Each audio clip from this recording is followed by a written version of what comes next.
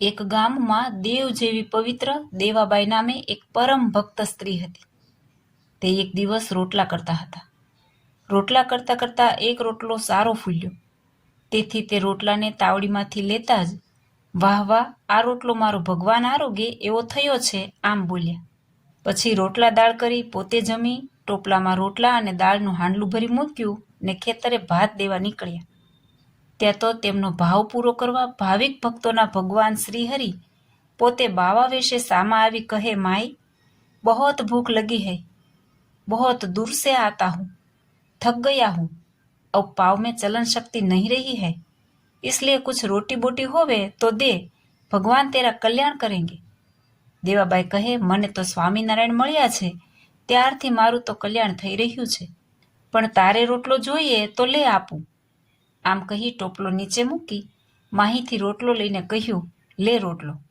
ત્યારે બાવા રૂપે મહારાજ કહે, એ નહીં, દૂસરા દે. ત્યારે બીજો કાઢી કહે, લે આ.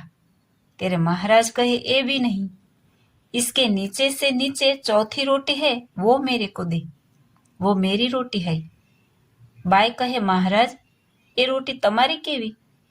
महाराज कहे, जब तू रोटी करती थी उस वक्त तुम बोली थी कि यह रोटी तो मेरा भगवान आरोगे ऐसी है, तो यह रोटी चौथी हमारी है. साधु लोग ये भगवान का स्वरूप है, चौथी रोटी हमारी हुई तो हमको दे. દેવાબાઈ વિચારમાં પડી ગયા કે આ બાવો કંઈક ચમત્કારી છે, નહીં તો એને મારા સંકલ્પની ક્યાંથી ખબર પડે. પણ હશે, જગતમાં ઘણા ચમત્કારી, સિદ્ધિવાળા અને જાદુવાળા હોય છે. હશે, ગમે તે હોય, આપણે શું? એમ વિચાર કરતા ચોથો રોટલો કાઢી કહ્યું, લ્યો બાવાજી આ રોટલો.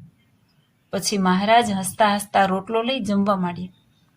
દેવાબાઈ કહે, મહારાજ કલાડામાં દાળ આપું? તો કહે, નહીં माई, दाल की जरूर नहीं है, यह रोटी तो लड्डू से भी अच्छी लगती है. એમ કહી રોટલો ખાઈ રહ્યા. પછી દેવાબાઈ કહે, મહારાજ બીજો આપું?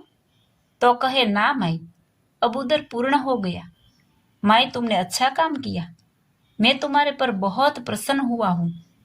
थोड़ी बार પછી પૂછ્યું, माई तुम किनकी उपासक हो? तो कहे, स्वामीनारायण भगवान ની भगत છું. बाई वो तेरा स्वामीनारायण अभी कहाँ है? तो बाई કહે, महाराज એ તો હમણાં ગુજરાતમાં અમદાવાદ ભણી ગયા છે. तेरे बाओ कहे, झूठ काहे को बोलती है, वो स्वामीनारायण देख तेरे पीछे खड़ा है. એમ કહી બાવા સ્વરૂપે મહારાજ અદ્રશ્ય થઈ ગયા. અને દેવાબાઈ પાછું વળી જુએ છે ત્યાં તો દેખ્યા મહારાજને. ઓહો, કૃપાનાથ તમે ક્યાંથી? મહારાજ કહે, તે સંકલ્પ કર્યો હતો કે આ રોટલો મારો ભગવાન આરોગ્ય એવો છે, તે તારો ભગવાન તો હું છું, તેથી તારો સંકલ્પ સત્ય કરવા હું અડવાણે પગે દોડતો આવ્યો છું. બાઈ તો ખોળો પાથરી હર્ષાશ્રુ લાવી વારંવાર પગે લાગવા માંડ્યા. અરે મહારાજ, તમે મારા ઉપર બહુ દયા કરી, આવીને આવી હંમેશા ખબર લેતા રહેજો.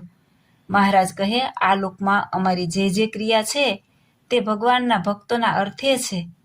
અમો અનેક રૂપે થઈને ભક્તોના ભાવ પૂરા કરવા સારું સત્સંગમાં સર્વત્ર વિચરીએ છીએ. આમ બોલતા જ મહારાજ અદ્રશ્ય થઈ ગયા. આશા રાખું છું કે આ ચરિત્ર સાંભળવું આપને પણ ગમ્યું હશે. વિશેષ આવી વાતો સાંભળવા માટે હિન્દુ ગોડ લાઈફ ચેનલને સબસ્ક્રાઇબ ના કરી હોય તો સબસ્ક્રાઇબ કરજો, અને આ વિડીયો ગમ્યો હોય તો એક લાઈક કરજો. જય સ્વામિનારાયણ.